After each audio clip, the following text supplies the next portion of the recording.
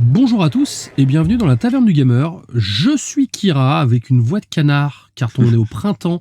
Et au printemps, qu'est-ce que c'est ? C'est les allergies. Voilà, tout à fait. Donc je m'excuse par avance si ma voix est un peu chelou et si je tousse un petit peu. Néanmoins, on vous a préparé une belle émission. Je suis avec Sid. Bonjour Sid, comment vas-tu ? Eh ben ça va très bien. Moi j'en sors un petit peu, donc j'ai aussi un peu le nez bouché. Je vais me muter de temps en temps pour me moucher. Enfin bref, c'est les allergies quoi. Je crois que tous les ans de toute façon on sort la même excuse à nos auditeurs. Donc voilà, c'est le pollen, c'est la vie. Exactement, ça. Le printemps veut me tuer en fait. C'est une saison que j'aime pas trop et je comprends en fait pourquoi j'aime pas trop le printemps. C'est joli hein, mais putain ça pique. Ouais, ça pique. Alors, peux-tu nous donner le sommaire de l'émission, comment on fait plaisir à la taverne, tout ça ? Alors le sommaire de l'émission, donc on va parler. Il y a 3 actualités. Donc on va parler d'Xbox et de Netflix. Qui a priori s'entendent, on verra un petit peu le propos. Tu vas nous parler d'Epic Games où il y a malheureusement des moins bonnes nouvelles. Et j'ai trouvé une petite actualité très rigolote d'un jeu qui s'appelle Piece by Piece. En test, c'est Dragon Quest VII Reimagined. Et enfin, on finit sur un film d'animation français, Arco, que j'ai regardé hier soir, donc c'est tout frais. Bon, carrément, ouais, c'est cool. Et tu disais comment on peut faire plaisir à la taverne, voilà, bien sûr. Comment faire plaisir à la taverne du gamer. Donc nous envoyer des paquets de Kleenex pour que Kira puisse se moucher. Du sérum physiologique aussi si vous avez, et des antihistaminiques. Ou sinon, plus simple, parce que de toute façon vous savez pas où on habite, c'est les 5 étoiles sur les applications de podcast, les commentaires Spotify, et on en lira tout à l'heure parce qu'il y en a eu des très très gentils. Vous pouvez aussi nous contacter via le formulaire du site web, c'est l'assurance de passer dans l'émission, en tout cas de vous faire un petit big up. Et sinon, partagez nos épisodes. Dites à votre mamie, à votre grande-tante, à votre arrière-cousine que la Taverne du Gamer existe et que c'est quand même pas mal. Voilà, on publie les épisodes tous les lundis, on les met également sur les réseaux sociaux tous les lundis matins. Donc n'hésitez pas à publier sur cette journée-là, comme ça donne un petit pic d'écoute dès le lundi, et ça nous rend joasse pour toute la semaine. Du coup, on lance le générique et puis on attaque avec ta première news. Allez.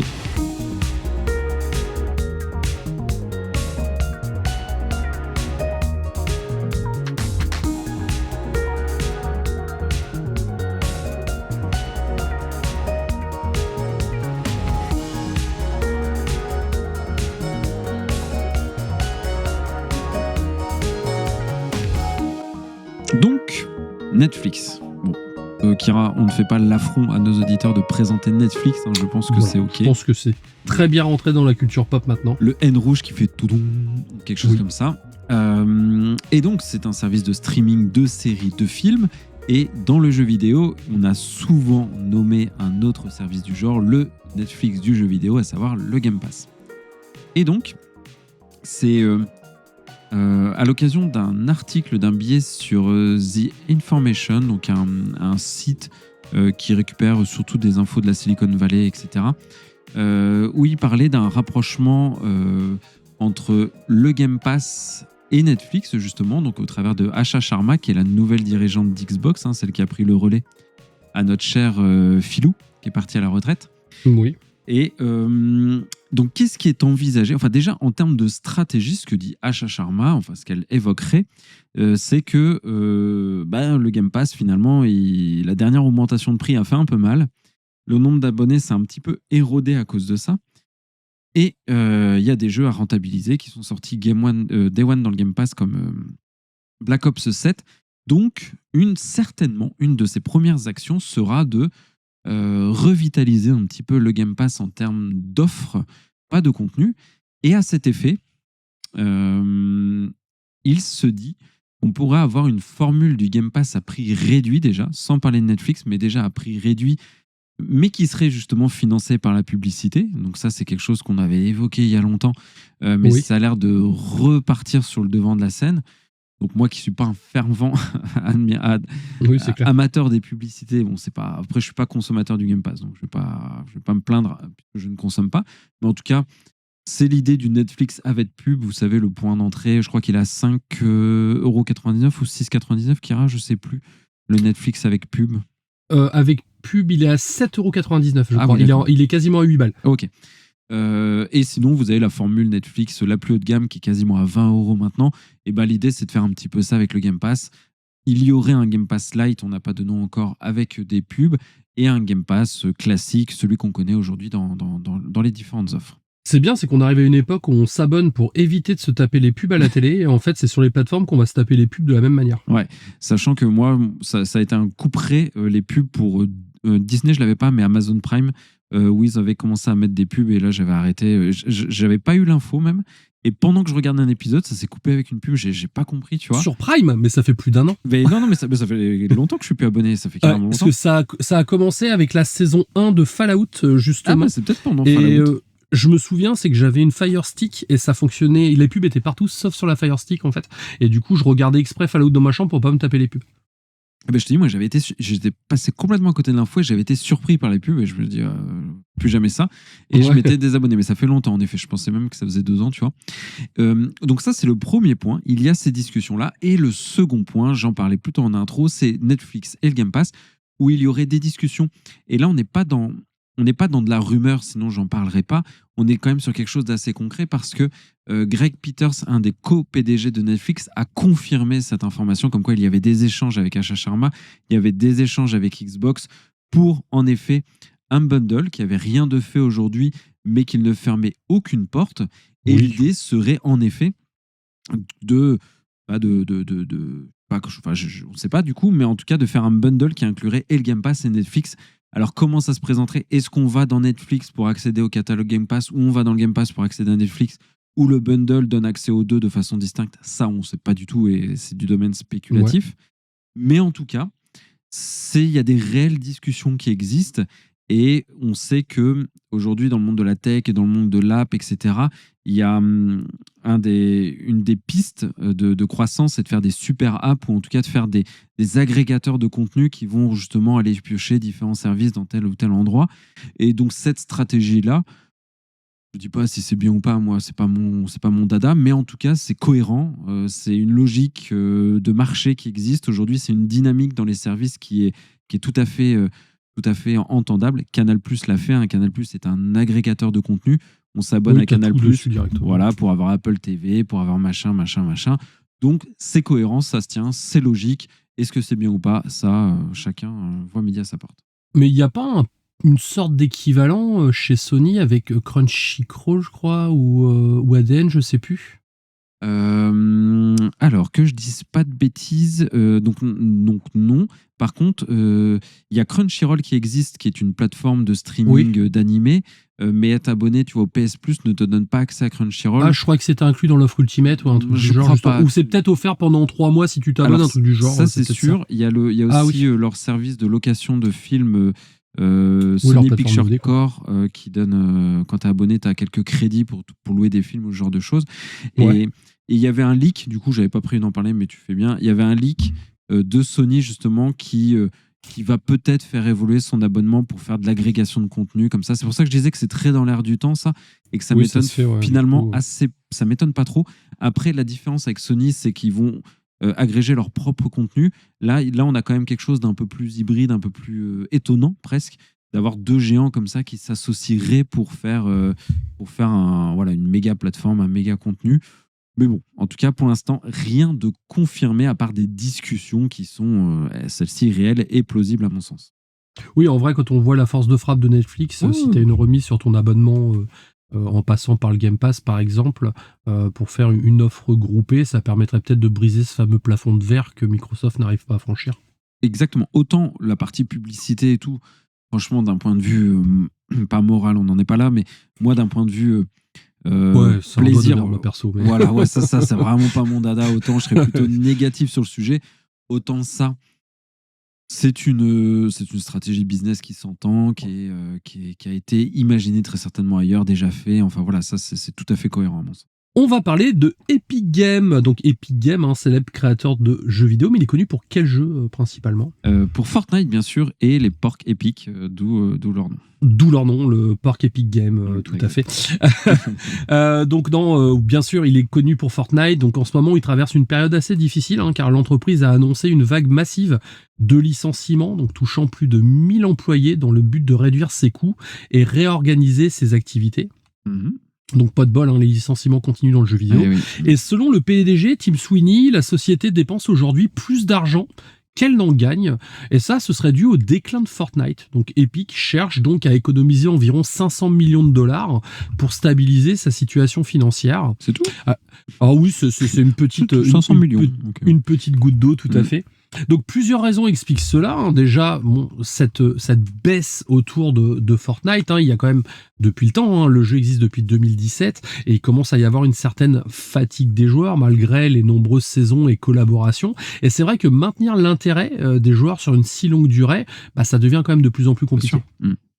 Ensuite aussi, on observe la baisse de temps passé sur le jeu, tout simplement. C'est vrai que Fortnite, c'est un jeu qui a beaucoup fonctionné chez les, on va dire, les pré-ados et les adolescents pendant longtemps.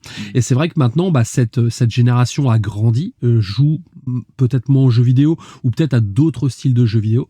Et forcément, bah, quand on regarde la durée de connexion et des parties sur Fortnite, là, on peut dire que c'est une chute considérable, car le nombre d'heures a été divisé quasiment par 4, hein, ce qui est quand même assez énorme. Okay, c'est énorme, ouais. Voilà, et il y a aussi bah, les fameux coûts du modèle économique, hein, le live service, ça demande des mises à jour constantes, les événements aussi, hein, qui coûtent de l'argent, la création de skins, les collaborations, donc tout ça c'est de la publicité, c'est du marketing, mais qui coûte aussi énormément d'argent, et du coup bah, le retour sur investissement n'est plus ce qu'il était.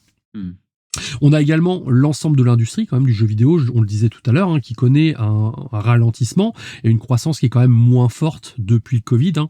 C'est vrai que Fortnite à ce moment-là a explosé grâce au confinement. Et c'est vrai que bah, du coup, il y a un moment où bah, quand ça monte plus, hein, ça va forcément se casser la gueule. Plus, ouais. Voilà, ça va forcément se casser un petit peu la gueule. Mais là où la communauté a été marquée, en fait, c'est que bon, parmi les employés touchés par le licenciement, figure Vitaly Naishmushin. Alors je sais pas si ça se dit comme ça, Naishmushin. Naishmushin, enfin bref, ouais. Avec le nez bouché, c'est génial. Et en fait, cet homme-là, c'est un artiste 3D très important qui travaillait sur Fortnite depuis plus de 10 ans. Et il est notamment connu pour avoir participé à la création de John Z, donc c'est l'un des personnages les plus emblématiques du jeu. Et son départ non seulement a surpris énormément de fans du jeu Fortnite, mais surtout a créé une sorte de levée de bouclier où tout le monde s'est ligué derrière cet homme-là, en fait, justement, car a priori, il représenterait l'ADN du jeu Fortnite. Alors c'est vrai que nous, Fortnite, on connaît pas. Non. On voit à quoi ça ressemble. Moi perso, je n'y ai jamais joué. C'est pas du tout ma cam. J'aime pas le design ou quoi, donc voilà. Mais ça reste quand même peut-être le jeu qui était le plus joué sur console et PC pendant des années. Et malgré ces difficultés, quand même, hein, Fortnite reste toujours l'un des jeux les plus populaires du monde. Donc, Epic Games affirme vouloir restructurer l'entreprise pour continuer à développer le jeu dans une nouvelle direction. Mais en tout cas, ça fait énormément peur aux fans, hein, forcément. Qu'est-ce que tu en penses, toi ? Est-ce que Fortnite serait devenu un espèce de colosse au pied d'argile qui est peut-être parti un peu trop dans tous les sens ? Je sais pas. On sait que Fortnite, ils ont fait un virage, tu sais, vers la plateforme communautaire presque autant que le jeu. Couvert, un peu comme Meta là, qui voulait faire un moment. Ouais, et même un hub de jeu. Je crois que quand tu te connectes à Fortnite, tu as même maintenant d'autres accès à d'autres jeux, enfin d'autres jeux un peu satellites ou modes de jeu différents. Il y a eu toutes les collabs où là, je trouvais qu'en effet, ça partait un peu dans tous les sens. Mais ça cartonnait de fou. Donc, on a vu des skins Dragon Ball, Sangoku, Vegeta, etc. Bon, en effet, c'est pas ma cam, c'est pas ta cam du tout non plus. Force est de constater par contre que c'est un géant, c'est certain, comme Minecraft, ça fait partie des jeux les plus joués. Donc il y a un ralentissement qui est dû aussi, je pense, à la population de joueurs qui a grandi, qui joue peut-être un peu moins. Il y a Roblox qui cartonne. Enfin voilà, il y a des concurrents très solides, hein, très vénères à Fortnite. Et concernant le cas d'Epic, ils ont 2 procès, je crois, encore en cours contre Apple et Google. Je ne sais pas si ça s'est fini, cette affaire. C'est toujours en cours. Avec Google, en fait, ils avaient gagné en première instance, mais je crois que derrière, ils ont perdu en seconde instance. Okay. Et donc là, ça passe à la cour encore au-dessus, la Cour suprême, je crois, aux États-Unis. Je ne sais pas trop, mais ça, en tout cas, ça ne doit pas les aider. Donc, il y a ces 2 procès en cours. Il y a PlayStation qui avait investi un peu de billes. Je crois qu'ils ont des parts dans Epic. Mais c'est surtout la plus grosse guerre qu'a menée, enfin une des plus grosses qu'a menée Epic, c'est contre Steam, le concurrent direct d'Epic Games, c'est Steam, par rapport Avec à leur, l'Epic Game Store, ouais. ouais, leur launcher exactement. Et c'est pour ça qu'il y a beaucoup, beaucoup de jeux gratuits offerts tous les mois sur Epic. C'est pour faire venir du monde et pour que les joueurs PC adoptent le launcher d'Epic Games et non celui de Steam. Ce qui ne fonctionne pas trop Non, ce qui fonctionne pas par trop rapport au budget investi. Non, Steam, ils sont indécrottables. Hein. Voilà, ils sont indélogeables, les gars, quoi. Et du coup, c'est vrai qu'Epic Store, ça faisait partie de leur modèle éco d'avoir ce launcher, ce store sur le PC pour que tu achètes des jeux sur l'Epic et tu récupères les 30% de commission. Parce que finalement, ce qui rapporte le plus dans le jeu vidéo, c'est la distribution. Et c'est là où Steam a une montagne d'argent et ne produit plus de jeux ou très peu. On attend toujours Half-Life le prochain. Donc voilà. Donc je pense que le chemin d'Epic a été couronné de très gros succès, mais aussi d'échecs relatifs, notamment sur cette partie PC. Donc la restructuration, je pense qu'elle émane un petit peu de tous ces facteurs. C'est multifactoriel, je pense. C'est pas que Fortnite. Oui, c'est clair. Après, c'est vrai que Fortnite, c'était surtout, je pense, un produit d'appel qui permettait d'énormément communiquer et d'attirer les gens. Et c'est grâce à ça qu'ils ont pu lancer, comme tu dis, l'Epic Game Store. Mais c'est vrai comme quoi... je pense, comme tu dis, Steam est tellement implanté, Steam est tellement un mastodonte difficile à bouger. Je connais personne, moi, qui utilise vraiment Epic, hormis pour jouer aux jeux gratuits. Ouais, voilà, tu récupères tes jeux gratuits et tu repasses sur Steam. Donc ouais, c'est très compliqué de percer cette hégémonie de Steam et ils le savent très bien. De toute façon, ils sont les rois du pétrole sur PC. Là-dessus. Et terminons par une petite actualité toute feel good. Toute mimi. Donc c'est une actualité que j'ai trouvée sur Actu Gaming en regardant parce qu'il n'y avait pas grande actualité, donc je farfouillais. C'est vrai que c'était un peu calme cette semaine. C'était un peu calme, mais celle-ci en fait je l'ai trouvée hyper mignonne cette actu, donc c'est pour ça que je vous en parle. Donc encore une fois elle vient d'Actu Gaming. Donc il y a une coïncidence très improbable qui s'est produite au mois de mars 2026, c'est que 2 jeux vidéo portant le même nom, donc Piece by Piece, donc la pièce, pièce par pièce, sont sortis sur Steam à seulement 48 heures d'intervalle. Donc même nom, même mois de sortie, pire quasiment même semaine de sortie. Donc pour beaucoup, ça aurait pu c'est être, vraiment une sacrée coïncidence. C'est vraiment une sacrée coïncidence. Donc les équipes, ils ont témoigné, enfin ils en parlaient, etc. Ils savaient pas trop comment gérer le truc et au final ils se disaient bon, il y a peu de chances que ça nous impacte, etc., etc. Et c'est un peu l'effet Barbenheimer, je sais pas si t'avais suivi ce mail. Ouais, où ils essayent de refaire la même avec Dune et Avenger, en fait. C'est vrai qu'ils ont trouvé le moyen de communiquer sur 2 films qui ont rien à voir, et ça avait marché à l'époque avec Barbenheimer. Voilà. Et là, oui, c'est un mood en fait qui se tient, et dans le jeu vidéo, je crois que c'est le premier d'ailleurs. C'est des petits buzz médiatiques en tout cas, voilà, où des sorties s'opposent. Et là, le fait amusant de cette sortie, c'est comme je disais, ils ont le même nom. Et qu'est-ce que sont ces jeux du coup? Donc le premier, c'est un cozy game où tu joues un petit renard roux qui est dans son petit atelier de réparation dans une forêt. Et le but est de restaurer des objets cassés des voisins animaux. Donc, un truc trop kawaii, trop mignon, qui est développé par Gamcap et édité par No More Robots. Ouais. Et l'autre jeu, c'est un jeu de puzzle, mais vraiment des puzzles, des pièces de puzzle, comme on peut l'imaginer, un puzzle, quoi.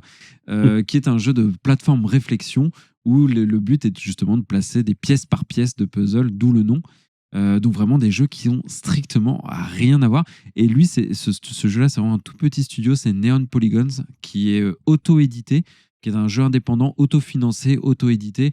Et les gars, ils ont leurs emplois respectifs à côté, c'est pas leur métier. Et les jeux sont sortis donc le 11 et le 13 mars. Et la réaction, donc, qui fait tout le sel de cette actualité, donc c'est Mike Rose qui en parlait, donc, qui est le fondateur de No More Rebirth, l'éditeur du premier jeu. Et ils se sont dit flûte au début. Ils se sont dit reflûte quand ils ont vu que la date de sortie était 2 jours, était écartée de 2 jours entre les 2 jeux. Ouais. Et ils se sont dit on va faire les choses autrement. Enfin, on va prendre le contre-pied de ça. Et ils se sont contactés entre eux. Ils ont fait un bundle. C'est-à-dire que sur Steam, on peut acheter les 2 jeux dans le bundle avec une petite réduction de 10%, 8 à 10%. Donc en achetant les 2 jeux, donc ils valent respectivement 10 € chacun. Donc pour un peu moins de 20 €, on peut acheter les 2 jeux. Et on a le bundle Piece by Piece. Donc c'est assez drôle. Ils ont pris le contre-pied en s'unissant et en faisant un petit bundle. Et ils disaient que 50% des acheteurs du jeu, de l'autre jeu, celui de puzzle, venaient justement du bundle commun. Donc c'est une petite histoire toute mignonne où la concurrence finalement a créé une jolie petite histoire. Ouais, carrément, c'est un petit mood sympathique, ça permet de découvrir deux jeux en plus qui ont le même nom. Bon, après, il faut se retrouver dans la bibliothèque, mais, Ouais. mais au moins, c'est cool, comme tu dis, puis ça permet de faire parler un petit peu d'eux, donc toute publicité est bonne à prendre. Bah oui, nous, on n'en aurait jamais parlé. Moi, j'ai regardé les jeux avec attention et c'est vrai que ça a l'air mignon, sympathique, bien fait, etc. Même eux, ce petit buzz leur a fait vendre plus de jeux. Le jeu de gestion, par exemple, le Cozy Game, le premier, il a triplé ses ventes par rapport aux prévisions. Alors, est-ce que c'est grâce à ça ou pas? Après, c'est difficile à dire, mais en tout cas, oui, mais au moins, tu vois, c'est pas un mauvais buzz. Neon Polygons, donc le deuxième studio, celui des gars là qui se sont autofinancés, il disait que les coûts de développement étaient rentabilisés en 24 heures. Enfin voilà, c'est une belle petite histoire. Ouais, une belle petite histoire. Les démos sont dispo sur Steam pour les deux jeux, si vous voulez tester Piece by Piece et Piece by Piece. Du coup, on va attaquer le gros de l'émission. Oui. Donc, on va parler d'un gros jeu qui est le remake de Dragon Quest VII. Je ne le prononcerai pas parce que j'ai du mal à parler et ça sera vraiment dégueulasse pour vous à entendre. Avant ça, je vous ai sélectionné une petite musique du jeu et puis on attaque juste derrière. Allez.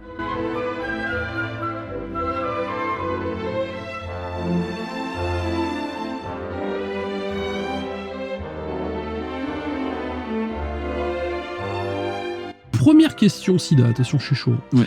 Pourquoi Square Enix a choisi de faire un remake de Dragon Quest VII, d'après toi? Pourquoi le 7 particulièrement? J'ai pas d'idée pourquoi le 7 précisément, mais en tout cas, je pense que l'ère des remakes 2D à l'ancienne, des 16 bits, etc., touche un peu à sa fin. Et là, on est plutôt à l'ère des remakes de l'ère PlayStation, parce que c'était un jeu PlayStation 1 à la base.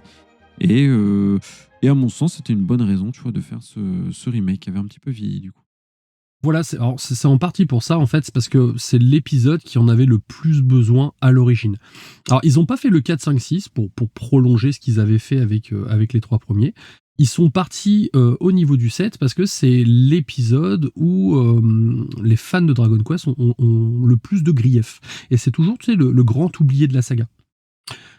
Pourquoi? Parce que Dragon Quest VII, à la base, donc c'est un jeu qui est extrêmement ambitieux, mais aussi qui est très très long. Il est vraiment connu, c'est sa réputation. Très, très... Voilà, il a un début qui est particulièrement lent et pompeux. Hein. C'est une histoire aussi qui est très décousue. Et c'est vrai qu'avec le temps, cette version originale a quand même assez mal vieilli. Surtout quand on les compare au standard actuel, car son rythme et même son ergonomie sont quand même devenus très très difficiles à apprécier. Et même je trouve un peu les graphismes, parce que l'ère PlayStation 1, ça reste quand même les débuts de la 3D, et pour moi ça fait quand même une des générations qui a le plus vieilli quand même esthétiquement encore aujourd'hui. Exactement. Attends. Mais il y avait quand même eu, tu sais, un premier remake à Dragon Quest VII qui était sorti sur Nintendo 3DS au Japon en 2013, puis en Europe en 2016. Tu sais, c'est une époque où on avait 3-4 ans d'écart dans les sorties, un truc qui est quand même inconcevable à notre époque. C'est celui que j'avais fait, moi, le 3DS. C'est celui que tu avais fait, ouais. Et cette version déjà modernisait une partie du jeu, donc il l'adaptait déjà à de courtes sessions sur console portable. C'était le gros avantage de la console de Nintendo. Mais malgré ça, l'épisode est quand même resté assez discret au sein de cette légendaire saga. Pendant qu'à côté, les autres trilogies, comme la trilogie Roto, donc Dragon Quest 1, 2, 3, ou même la trilogie Zenith, 4, 5 et 6, qui eux sont quand même considérés comme des monuments non seulement du JRPG, mais également de la saga Dragon Quest. Et ce qu'ils ont voulu faire, en fait, c'était vraiment redonner une nouvelle image à ce Dragon Quest et lui offrir vraiment une nouvelle chance, sans forcément attendre de suite aussi, tu vois. C'est l'avantage, c'est que comme c'est un épisode qui se distingue par son statut, on va dire, de standalone, contrairement aux deux trilogies précédentes, ils peuvent se permettre de développer ce jeu-là et à côté faire d'autres jeux en parallèle, tout simplement. Ok. Donc sur cette édition, les développeurs ont corrigé plusieurs défauts du jeu original, donc ils ont modifié encore une fois l'introduction, qui a été raccourcie et qui est racontée différemment, donc ce qui la rend quand même moins laborieuse. L'interface également a été modernisée et les combats sont aussi devenus beaucoup plus lisibles et beaucoup plus dynamiques. En gros, on est quand même dans la continuité des améliorations apportées sur les 3 premiers Dragon Quest qui sont sortis dernièrement. Ok. Côté gameplay, on retrouve un système classique de progression et de classe, mais avec un rythme également qui est beaucoup plus agréable. On a une exploration qui est plus claire, une direction artistique qui adopte aussi un style différent des remakes de DHD. Là, on est plus sur quelque chose qui ressemble à des dioramas. Donc on a des petits décors miniatures, c'est quand même très joli, je trouve, à regarder. Alors moi, ça m'a fait bizarre quand je les ai vus en screen. Ouais, c'est étonnant au début. Voilà, j'ai eu du mal à m'y faire au début, mais quand t'es in-game, franchement, ça le fait. Et globalement, la direction artistique est très bonne, hormis la tête du prince Kiliam, qui ressemble au sentinelle de l'air. Qui est vraiment affreux, mais sinon pour le reste c'est quand même vraiment très très cool. Et je trouve que cet effet diorama, en fait, ça donne à ce jeu un aspect conte plus qu'un aspect aventure, si tu vois ce que je veux dire. C'est vrai, je suis assez d'accord, et c'est l'enjeu pour Square Enix aussi, je trouve, c'est de trouver justement leur formule du remake des jeux PS1 avec l'esthétique PS1, parce que pour les jeux d'avant, avec l'HD 2D, on sait que c'est trouvé, ils maîtrisent le sujet, avec les Dragon Quest et consorts, ils maîtrisent. Sur la PS1, il faut adapter ça, il faut trouver une nouvelle technique. Et c'est comme ça que je perçois en tout cas ce Dragon Quest VII, c'est une sorte de laboratoire d'adaptation de l'esthétique de l'ère PS1 avec le début de la 3D qui est pas évidente au final. Exactement, parce que l'ère PS1, c'est quand même, à mes yeux, l'ère qui a le plus mal vieilli en termes de jeux vidéo, que ce soit graphiquement ou en termes de mécanique. Et surtout, encore une fois, via son statut de standalone, comme tu dis, ils peuvent faire des tests sans avoir de suite qui pourrait changer totalement, créer une dissonance en fait. S'ils avaient commencé sur Dragon Quest 4, et s'ils avaient fait le 5 et le 6, ils auraient dû rester dans le même style graphique. S'ils se mettaient à changer comme ça en pleine trilogie, ça n'aurait aucun sens. Donc commencer sur un standalone, au final, c'est le bon mood. Surtout qu'à l'époque, sur PS1, c'était des sprites en 2D dans des décors en 3D. Parce que je crois de mémoire, le jeu devait sortir sur 64 DD, tu sais, l'extension. L'extension avec le petit... Ouais. Et ça a été porté rapidement un peu à l'arrache sur PlayStation et tout, ce qui fait qu'en effet, que tu le disais très bien en intro, c'est un des jeux pour moi qui ont le moins bien vieilli. Surtout qu'il était sorti pas loin avec FF7 qui avait été une révolution. En fait, c'est ça, il est sorti un petit peu après FF7. Tu te retrouves avec FF7 avec pour le coup de la 3D qui était incroyable sur 3 CD, quelque chose de très cinématographique. À côté Dragon Quest 7, ça fait pas le figure. Ouais. Après, sur le plan narratif aussi, ce Dragon Quest 7, il propose des histoires qui sont quand même beaucoup plus sombres et mélancoliques par rapport aux autres épisodes. Et de mémoire, pour moi, c'est l'épisode avec les thèmes les plus durs qui sont racontés. Possible. Et je trouve que cette approche plus mature, en fait, est à mes yeux très intéressant. Et surtout, ça contraste vraiment avec l'aspect magique et chevaleresque des autres épisodes. Là, on est sur quelque chose de plus, on a cette impression de normalité, on va dire, qu'on ne retrouve pas forcément dans les autres. Ouais, je comprends. Au niveau du synopsis, parce que je vais quand même commencer un jour, l'histoire suit un jeune héros qui découvre que le monde dans lequel il vit est incomplet. De nombreux continents ont disparu et en explorant un ancien temple, un ancien sanctuaire, lui et ses compagnons trouvent le moyen de voyager dans le passé afin de sauver ces terres disparues. À chaque mission accomplie, un nouveau continent réapparaît dans le présent, révélant peu à peu l'origine de ces disparitions. Et donc, l'aventure principale, la grosse thématique de ce Dragon Quest VII, c'est le voyage dans le temps, les conséquences des actions, et surtout, c'est une ambiance qui est souvent marquée par un drame, parce que forcément, si ces terrains ont disparu, c'est qu'il s'est passé quelque chose. Quand je dis ces terrains, ces continents. Et du coup, il va falloir essayer de comprendre ce qui s'est passé, faire sa petite mission, et derrière, directement faire réapparaître cette fameuse terre. Le héros aussi est très différent des 2 précédentes trilogies. C'est ni un élu, ni un descendant d'un héros légendaire, c'est ni un prophète, une prophétie, c'est simplement un fils d'un pêcheur. C'est un garçon ordinaire, c'est bien. Voilà, qui va qui va découvrir que c'est quelqu'un de courageux en fait, et au fil de ses actions qui va devenir forcément de plus en plus fort, mais surtout de plus en plus mature. Et cette histoire met aussi en avant l'idée qu'un individu sans destin particulier peut malgré tout changer le cours des choses. Et je trouve que c'est un beau message en fait, parce qu'on n'est pas obligé d'être le fils d'eux ou d'être destiné à quelque chose pour pouvoir changer les choses, même nous à notre niveau. Tu vois. Ouais, non, c'est un très très beau message, plein de simplicité, et pour ça, il tranche aussi un petit peu avec les autres sagas, enfin pas la saga, mais les autres épisodes de Dragon Quest. C'est ça, il est moins épique, on va dire, dans sa façon d'amener les choses, mais à côté, il y a quelque chose de plus introspectif. Ouais, c'est vrai. À ses côtés, je vais vous parler du trio de tête, parce que je vais pas spoiler toute l'aventure, ça sert à rien. Le but, c'est que si vous voulez l'essayer, vous ayez quand même des surprises. Donc, on a le personnage principal qui n'a pas de nom, donc vous lui donnez le nom que vous voulez. Moi, je l'ai appelé Kira comme d'habitude. À ses côtés, donc on a Killian, qui est un prince aventurier animé par un profond désir de liberté et de découverte. On a Maribel, c'est une jeune fille on va dire très caractérisée années 80-90. Je croyais que t'allais dire caractérielle. Ouais, justement, très caractérisée, voilà, assez caractérielle, intelligente, sarcastique, avec un caractère bien trempé, tu vois. Donc on est vraiment sur un peu le cliché, tu sais, à l'époque, t'avais la demoiselle en détresse, et t'avais totalement l'inverse, tu sais, de la personne qui est tout sauf en détresse, et un petit peu relou. Et en début d'aventure, c'est vrai qu'elle est assez relou, mais en fait, on s'attache de plus en plus à elle, parce qu'on voit forcément que c'est une façade, et que derrière, il y a quelque chose. Donc au final, ce trio de tête, moi, m'a beaucoup plu, car ces personnages forment un groupe très humain, dont la force repose surtout sur leurs différences et leurs évolutions au fil du voyage. À côté de ça, on a de nombreuses options d'ergonomie qui ont été rajoutées, comme les précédents remakes de Dragon Quest. Donc ça reste un jeu quand même exigeant, si vous jouez dans un mode de difficulté normal. L'aventure est quand même très longue, environ 70 heures en ligne droite. À côté, si on veut faire le 100%, on triple facile la durée de vie. Mais c'est aussi un jeu qui trouve son intérêt dans de courtes sessions. Moi, en fait, ce jeu, si tu veux, en gros, comme je le disais tout à l'heure, on va dans un temple, on va récupérer des morceaux de tablette. Ces morceaux de tablette vont permettre de faire apparaître une nouvelle île. Donc, on va voyager dans le passé. On va voir quel est le drame qui fait que cette île a disparu. On va sauver cette île et on revient dans le présent pour retourner sur l'île plusieurs années, voire plusieurs centaines d'années après. Et en fait, il y a un petit côté série télé, tu vois. En fait, on n'a pas une grande histoire, même s'il y a une histoire en filigrane. On a surtout plein de petites histoires, en fait, qui vont s'interconnecter avec un début, un milieu, une fin.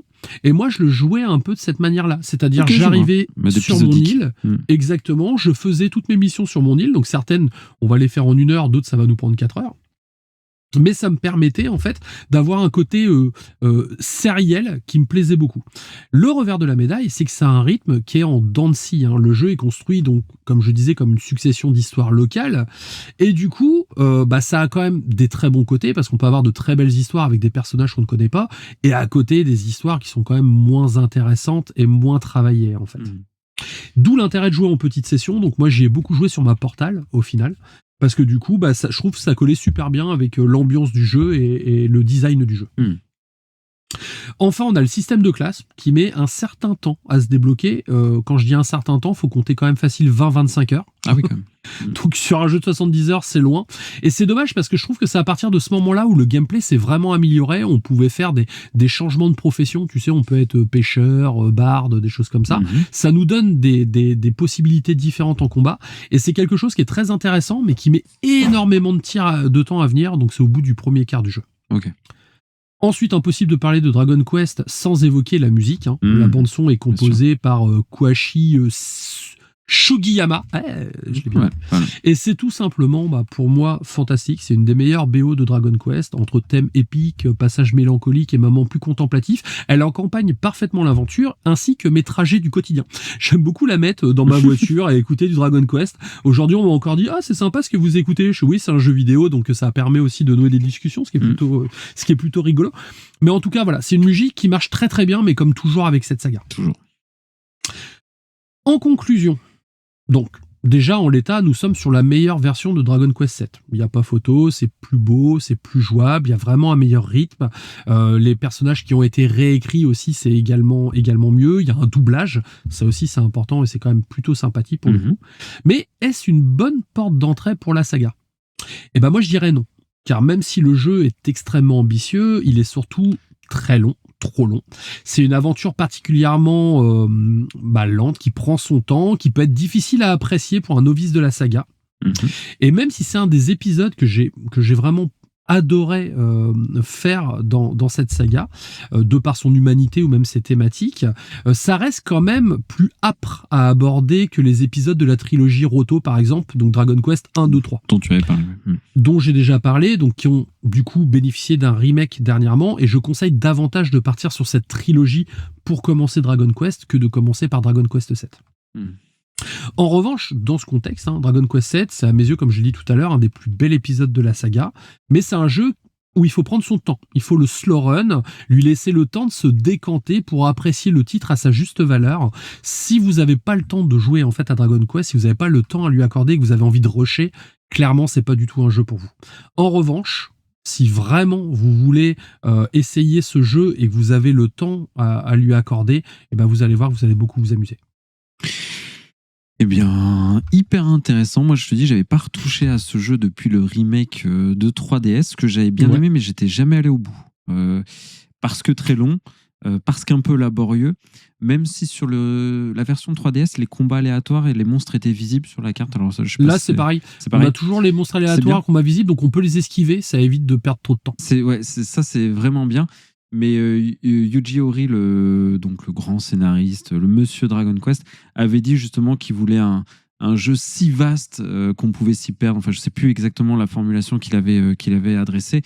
Et c'est vrai, en fait. Moi, c'est un jeu qui est...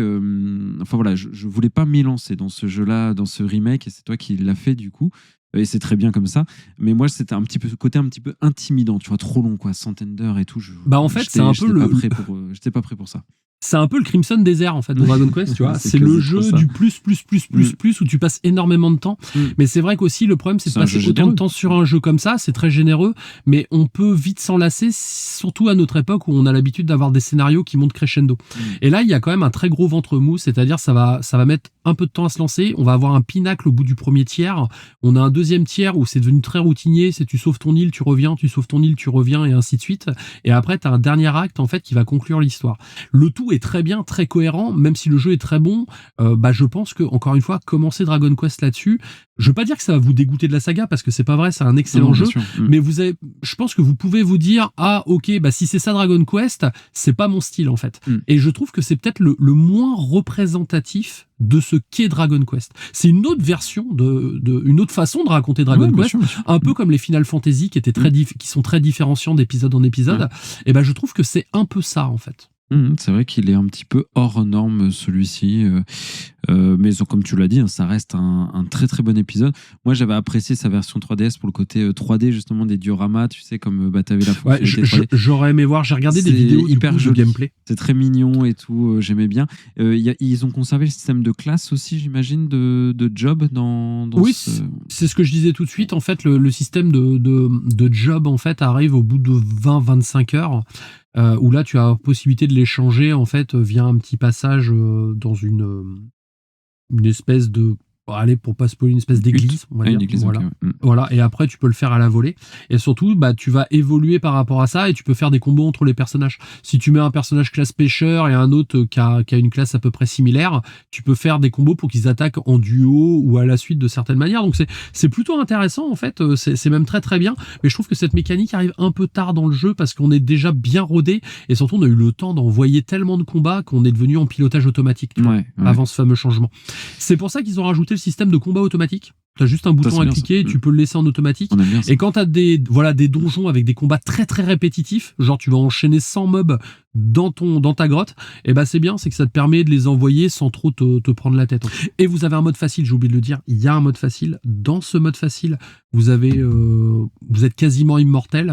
Mais pour les gens qui veulent juste suivre l'histoire, ça peut être intéressant également. Moi j'avais préféré, c'est vrai, à ce Dragon Quest là, Chrono Trigger, qui est un RPG Jap, pareil, où il y a des voyages dans le temps. Avec Akira Toriyama. Avec Akira Toriyama toujours, l'époque 16 bits, donc l'époque d'avant, mais beaucoup plus rythmé, beaucoup plus condensé. L'histoire se faisait en une trentaine d'heures, d'aller dans le futur, le passé, etc. Et c'est vrai que moi je l'avais toujours vu comme un gros concurrent à ce Dragon Quest 7, et préférant pour ma part Chrono Trigger, qui est un excellent JRPG. Surtout que j'ai lu pas mal d'articles sur le développement du jeu, et c'est vrai que les Japonais, surtout à cette époque, restent quand même assez secrets, mais c'est vrai qu'il y avait une certaine folie des grandeurs qui avait été justement parce que tout simplement, l'auteur en avait marre d'enchaîner le même style de jeu. Il a vraiment voulu faire quelque chose de différent. Et on sent que c'est un jeu qui n'a pas été créé, c'est un peu créé dans la douleur. Tu vois, je le sentis un petit peu comme ça par moment. C'est donc la fin du test de Dragon Quest. Toi, tu vas nous parler d'une petite pépite française que tu as découvert. Il s'appelle Arco.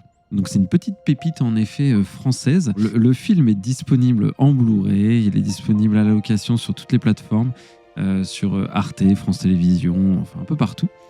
Et donc, c'est réalisé par Hugo Bienvenu, avec au scénario... bienvenue à lui. Bienvenue à lui. Scénario avec Félix de Givry. Donc un petit studio d'animation, ils sont pas très nombreux. J'ai pas noté le nombre de personnes, mais c'est une petite production, mais finalement qui a tout d'une grande. C'est sorti le 22 octobre 2025. C'est de la science-fiction qu'on peut appeler contemplative. Un conte initiatique d'1h25, donc c'est pas très long. Et je vous laisse avec un petit peu de musique, Kira, et on se retrouve juste après.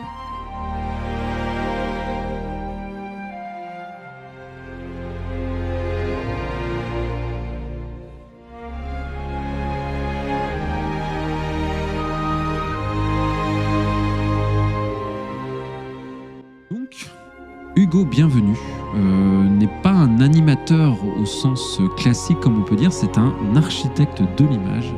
Il est formé à l'école Estienne, puis au Gobelin. Les Gobelins, les fameux. Et oui, les fameux, et à CalArt. Et il a construit sa réputation sur son esthétique très clinique, inspirée des publicités des années 70, avec des lignes très claires, très épurées. En tout cas, une esthétique que j'aime beaucoup. Moi, j'y trouve un peu de Mobius dans tout ce genre dans Arco notamment. Et dès que ça ressemble à du Mobius, c'est forcément fantastique. Moi, je suis désolé, hein, parti pris. Quoi. Je suis d'accord. Moi, j'aime bien cette épure, en tout cas dans l'animation, qui est très européenne. Et donc, il y a eu la création du studio Remembers avec le fameux Félix que je citais juste avant. Et ils ont cherché justement à faire de l'animation qui s'affranchit des codes de Disney, de Pixar. Et Arco est finalement un petit peu le résultat de cette montée en puissance. Avant, ils avaient fait différents courts-métrages, longs-métrages aussi, je crois, mais je ne suis pas sûr. Ils avaient fait aussi des clips musicaux. Et Arco, c'est l'aboutissement de tout ça. Et ils ont eu l'idée de ce film d'animation durant la pandémie du Covid, pour apporter justement un petit peu de gaieté, de couleur dans nos vies un petit peu sombres. Un petit peu moroses. Un petit peu moroses de l'époque. Sauf que quand tu as l'idée pendant le Covid, forcément, le film ne sort pas pendant le Covid, il sort après. Mais 5 ans après, 5 ans de développement. Et il y a un casting vocal qui est assez, je sais pas comment dire, c'est assez étonnant. Le doublage ressemble à rien de très connu. Pourquoi je dis ça? C'est un doublage très typé. On dirait presque qu'il chuchote. Enfin, ça fait très conversation en fait. Il y a un côté très naturel, très presque un peu. Enfin, je sais pas, c'est dur à décrire. Mais ça donne une atmosphère, un atmosphère très particulier à cet animé que j'aime beaucoup, qui a contribué beaucoup à l'immersion pour moi. Il y a des acteurs que je ne connais pas, donc je vais les citer, mais voilà, je les connais pas. Donc c'est Swan Arlo, il y a Alma Jodorowsky, Louis Garrel, qui font un jeu, comme je dis, très, très nature. Quand les parents parlent à leur fils Arco, on a vraiment l'impression que c'est des parents qui parlent à leur enfant. C'est un côté, tu vois, naturel, assez peu joué, mais qui finalement donne une petite patte. Et moi, ça m'a demandé un tout petit temps d'adaptation, mais après, très vite, tu rentres dedans et ça le fait bien. Ouais, il y a un gros côté film d'auteur et je pense que c'est pour ça que ce film a été nominé aux Oscars, parce que c'est tout simplement le genre de production qu'aiment beaucoup les Américains. Bon, malheureusement, il n'a pas eu la statuette, mais je sais qu'il a été fortement salué et publicité, ce film. Ouais, et en fait, pour plein de raisons, et la première, c'est celle que je décrivais avec les doublages, et je l'ai certainement très mal vendu, alors que c'est cool en termes de doublage, mais c'est que ça ressemble à pas grand-chose, en fait, et ça lui donne vraiment une identité assez franche. Et en effet, ça fait film d'animation d'auteur. Et ça, pour moi, c'est complètement un point validé et une grande qualité à l'œuvre. Déjà, tu regardes rien que l'affiche, tu fais une crise d'épilepsie. Ouais. Hein. Il y a tellement de couleurs, tu fais oula. Ouais, c'est très très coloré. Côté inspiration, c'est de la SF Mobius, hein, je l'ai dit, je pense que ça, on peut pas y échapper. La poésie de René Laloux avec La planète sauvage, Et évidemment, on peut citer Miyazaki. Et je pense que c'est un film qui marchera extrêmement bien, ou peut-être qui marche extrêmement bien au Japon. Sachant que moi, comment ce film est arrivé jusque moi, c'est parce qu'il y a des Japonais qui retweetaient, dont Hideo Kojima, qui disait oh, tiens, j'ai vu ce film-là, il est trop bien et tout. Et je me suis dit, qu'est-ce que c'est que ça? Et en fait, l'affiche que tu as vue, moi j'ai vu l'affiche, je me suis dit, wow, c'est psychédélique. Parce que c'est tout un arc-en-ciel et tout. Et je trouve que ça représente très très bien le style franco-belge, le style européen de la bande dessinée, de l'animation.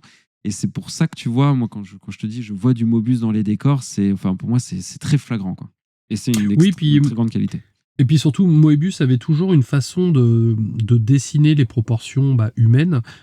Puis aussi, tu sais, tout ce qui est robot, par exemple, tout ce qui est être mécanique. Et sur la bande-annonce que j'avais vue, justement, on retrouvait vraiment cette patine-là au niveau de ces personnages-là. Et à côté, quand t'étais... un moment, tu vois un extrait où ça se passe dans une forêt, il y a une espèce de maison toute ronde. Là, ça m'avait fait penser à un peu comme tu disais, à du Miyazaki, en fait. Donc, c'est un peu le meilleur des deux mondes qui essaye de fusionner. C'est tout à fait ça. En tout cas, on voit dans tout ce panache d'artistes et d'intentions une très grande rigueur technique. C'est irréprochable techniquement. Il y a beaucoup de chaleur qui se dégage, et de l'animation, et des décors, et des couleurs, et du casting, des voix, etc. Et c'est malgré tout de la SF qui s'adresse plutôt aux enfants, mais qui prend vraiment de la hauteur et qui s'adresse à tous les publics. Et ça, pareil, c'est pour moi, en termes d'écriture, un très gros point fort. Oui, parce que je pense que ça doit être le genre qui doit avoir un message qui doit toucher plusieurs générations, en fait. Plusieurs sens de lecture, voilà, c'est la phrase que je cherchais. Et le pitch, donc on est en 2075, la petite Iris, 10 ans, vit dans une métropole ultra connectée, où ses parents ne sont que des hologrammes. Pas parce qu'ils sont morts, c'est parce qu'ils sont absorbés par leur travail très loin. Et donc, il déjeune avec elle, il dîne avec elle le soir, mais ils sont en mode hologramme.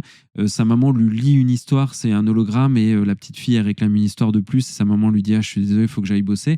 Bref, elle a des parents en mode hologramme, et sa nounou, c'est un robot, c'est son robot qui s'appelle Mickey, et qui s'occupe d'elle au quotidien, qui lui fait à manger, qui fait les tâches ménagères, etc. Et un jour, il y a Arco, un petit garçon en combinaison arc-en-ciel, qui tombe littéralement du ciel, qui s'écrase dans son jardin. Et ce petit garçon vient de l'an 2932. Donc il vient du futur, où là, l'humanité est en totale harmonie avec la nature, etc.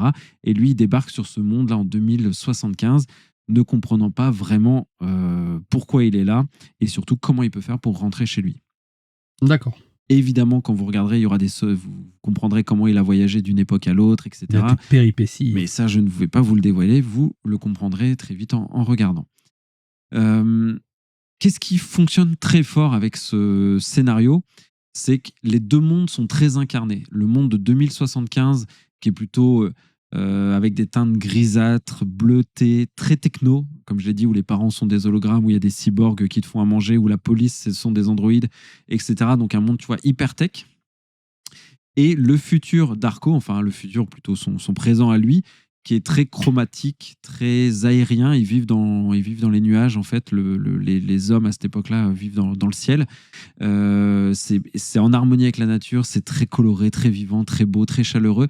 Et donc, le contraste vraiment entre ces deux époques que l'on voit est assez saisissant. Pour te donner un ordre d'idée, la famille d'Arco et le monde m'a fait penser un petit peu à Krypton, tu vois, dans l'idée de cette pureté, de cette beauté très, très lumineuse qui peut exister. Ouais, donc Krypton en début de carrière, quoi, pas en fin de vie. Plutôt en début de carrière avant que tout pète, ouais. Petite digression rapide. Dans le cast, il y a des chanteurs d'oiseaux. Donc deux personnes qui, donc leur taf, c'est d'imiter les oiseaux et de chanter. Et à un moment, il y a une conversation entre Arco et la petite Iris. Et elle dit à Arco, mais comment tu fais pour parler aux oiseaux? Et là, il se met à parler aux oiseaux. Et en fait, on entend des cris d'oiseaux, mais qui sont faits vraiment par des hommes. Donc des chanteurs d'oiseaux. Donc si vous écoutez le film et que vous pensez à cette scène-là, dites-vous que ce n'est pas des oiseaux que vous entendez, mais c'est des hommes qui imitent des oiseaux. Et c'est assez rigolo. Pensez également à Bruno Salmon, qui nous a quittés il n'y a pas longtemps. Et c'est un de ses kiffs, justement. Faire des bruits d'oiseaux. Ah d'accord, ok. Ouais. Et il le faisait super bien. Tu as des vidéos où il le fait. C'est assez fou. Bah écoute, paix à son âme, du coup. Oui. En termes de thématique, qu'est-ce qu'il y existe dans ce film? La solitude, parce que la petite Iris, vous l'avez bien compris, hein, avec ses parents qui s'occupent sans s'occuper vraiment d'elle, avec le robot qui fait le taf des parents à leur place. Bah, il y a cette solitude de l'enfant vis-à-vis des tâches qu'ont amené les parents au quotidien. Donc trouver sa place dans ce monde qui nous entoure, etc. Donc c'est une thématique très forte. Et il y a aussi, et surtout, le rapport au temps, parce que le temps hyper productif de 2075 s'oppose. C'est de l'argent. Le temps, c'est de l'argent. S'oppose au temps contemplatif de 2932, où il y a vraiment deux philosophies qui sont différentes, qui sont distinctes. Et le film traite vraiment de ce rapport au temps, qui est un sujet très civilisationnel, hein. On n'a jamais vécu aussi longtemps que maintenant, mais qu'est-ce qu'on fait de ce temps-là finalement? Est-ce que le temps, c'est de passer 50 heures au travail chaque semaine et de passer à côté de la vie de nos enfants? Est-ce que notre temps libre à passer sur les réseaux sociaux est du temps productif et du temps intéressant? À passer 200 heures sur un jeu. À passer 200 heures sur un jeu, à passer... Enfin, voilà, on peut égrener les exemples et il y en a plein. Mais voilà, le rapport au temps, avec un excellent twist à la fin du film que je dévoilerai pas, mais qui fait vraiment se questionner. Et pourtant, ça parle aussi d'écologie, mais dans toutes ces thématiques, c'est ça qui est très fort, Kira, c'est que jamais le film va te les évoquer. Par contre, il va te les faire comprendre et te faire questionner. Le film ne parle jamais d'écologie, ne parle jamais d'écologie comme on peut l'entendre de nos jours en mode un peu, tu vois, un peu culpabilisateur, Oui, carrément. ce qui est hyper contre-productif. Là, le film va te montrer des feux de forêt, mais va jamais t'en parler. Par contre, tu vas voir l'urgence du feu de forêt dans le fond, tu vas voir les gens s'y agiter, mais tu vas suivre la vie de Iris et Arco qui font leur truc en même temps. Et ça, c'est une toile de fond. Et tu comprends les dangers, mais sans les évoquer. Et c'est ça que pendant tout le film fait avec beaucoup de brio, c'est que tous les thèmes qu'il traite, bah, il le fait jamais presque sans les évoquer. Il te les fait comprendre par la force de l'image, par la force du propos, par la force des dialogues. Et ça, je trouve que c'est un traitement des sujets qui est excellent, voire exemplaire dans l'animation. Et c'est justement ce qui manque, et j'en avais parlé genre d'une chronique dernièrement, c'est le show don't tell en fait. Le cinéma, c'est un art visuel, il doit te montrer les choses et pas te les expliquer. Si le film a besoin de te surexpliquer les choses ou d'être trop insistant sur des détails comme ça, je pense que le film a foiré en fait. Et à partir du moment où tu le ressens comme ça et que tu comprends le message juste en regardant, bah c'est que les mecs ils ont bien fait leur travail et surtout c'est que les mecs étaient passionnés par ce qu'ils font en fait. Ouais, c'est fait avec soin et jamais le film est didactique comme tu dis. En fait, jamais il te prend par la main, il t'explique. Pourtant, tu comprends, mais tu comprends parce que les thèmes sont assez simples, mais c'est pas parce que c'est simple que c'est simpliste, ça aussi on le dit souvent. Et c'est aussi un film d'animation qui, un peu comme Miyazaki, prend le temps de poser les choses, prend le temps de poser, de filmer des oiseaux, de filmer de façon très large pour que tu vois les décors, tu puisses voilà, te poser un petit peu, admirer le truc. C'est très contemplatif. Et ça aussi, ça donne tu vois, une bouffée d'air quand même dans l'animation, je trouve. Ouais, c'est pas le genre de film que tu regardes sur ton téléphone, non. quoi. Deux derniers petits points avant la conclusion. Il n'y a pas d'antagoniste à proprement parler. Arco doit rentrer dans son époque. C'est la seule quête qui va animer le film, avec les thématiques que j'ai évoquées, etc. Mais il n'y a pas de méchant, il n'y a pas de violence. Et pour autant, le film est très riche. Il y a de l'adrénaline, voilà, il y a quand même du danger, mais pas d'antagoniste à proprement parler. Et ça, pareil, je trouve que ça donne quelque chose d'assez assez unique au film. Il y a des pseudo-marginaux un peu bizarres, trois gars là qui courent après Arco parce qu'ils avaient déjà vu quelqu'un tomber du ciel et quand ils ont vu Arco arriver, ça leur a rappelé des vieux trucs et ils chassent ça depuis des années. Mais c'est plutôt des marginaux farfelus, tu vois, plutôt que des méchants à proprement parler. Et ça aussi, j'ai trouvé que ça marchait très très bien. Et j'ai dit deux trucs avant la conclusion. Donc le deuxième truc, c'est Mickey, le robot, qui est une fulgurance à mon sens, qui est dans un thème très actuel où comment un robot, comment la robotique, comment l'intelligence artificielle peut apporter quelque chose dans notre quotidien, et là dans le quotidien d'Iris, et nouer des liens très forts, très humains, très personnels, parce que la vie d'Iris dépend de ce robot au quotidien, et dans les dangers qui va lui arriver, voilà, Mickey est aussi là, alors que les parents, eux, ne sont pas là parce qu'ils sont au taf. Et ça, je trouve que c'est un message extrêmement poignant aussi à relever. Oui, du coup, oui. Donc, en conclusion, Ça a été une claque en douceur, hein, parce que c'est Arco, c'est de la poésie, c'est contemplatif, ça prend son temps, c'est un ton que vous aurez nulle part ailleurs. Et justement, il y a une certaine candeur, une sincérité dans ce film que vous n'aurez nulle part ailleurs. Et en effet, dans les références un petit peu du genre, c'est Miyazaki, on peut le citer en effet, on n'est pas au niveau non plus du foisonnement graphique, du foisonnement d'idées d'un film Miyazaki, mais tu y retrouves la même sincérité, au moins dans son propos, où c'est un film, tu vois, qui questionne, qui le fait de façon intelligente, jamais de façon culpabilisatrice ou culpabilisatoire. Je sais pas pourquoi je veux dire à chaque fois ce mot-là, alors je sais pas le dire. Mais vous m'aurez compris, c'est un film qui vous prend au sérieux et qui le fait avec beaucoup de poésie. Et je trouve que ça fait un bien fou, ce genre de production à l'heure actuelle.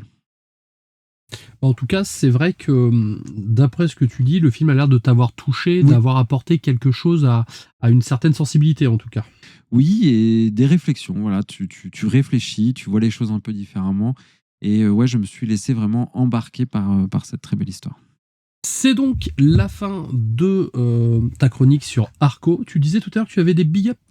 Et oui, tout à fait, j'ai des big ups qui viennent des commentaires Spotify, donc n'hésitez pas.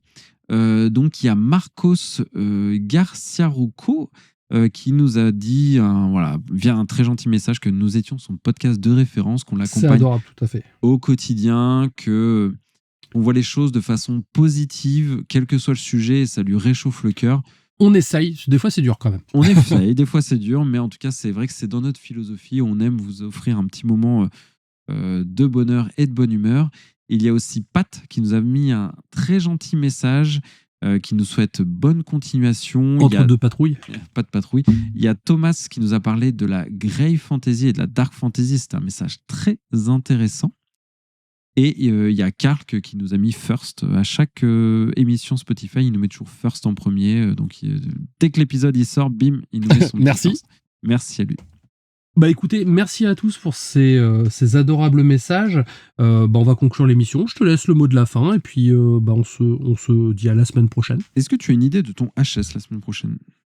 Eh bah pas du tout, parce que semaine prochaine je vais avoir une très très grosse semaine, mais vraiment intense. Je vais essayer de caler ça lundi, parce que j'ai déjà commencé à écrire 2-3 trucs sur des petites choses que j'ai vues. Je vais voir lequel m'inspire le plus, mais pour l'instant je suis en suspense. Pour ma part, ce sera Zelda, le Musso, je vous l'avais promis, il arrive. Je l'ai terminé et ce ne fut pas une mince affaire. Et en attendant l'épisode de la semaine prochaine, on vous souhaite une bonne semaine. Prenez soin de vous, lisez des livres, allez voir des films, regardez Arcos sur les plateformes de location du coup, ou en Blu-ray. Jouez à des jeux vidéo aussi. Jouez à des jeux vidéo, Dragon Quest 7. Écoutez de la musique, celle de Dragon Quest 7, pourquoi pas. Et kiffez. Et surtout, prenez soin de vous. Ciao. Ciao.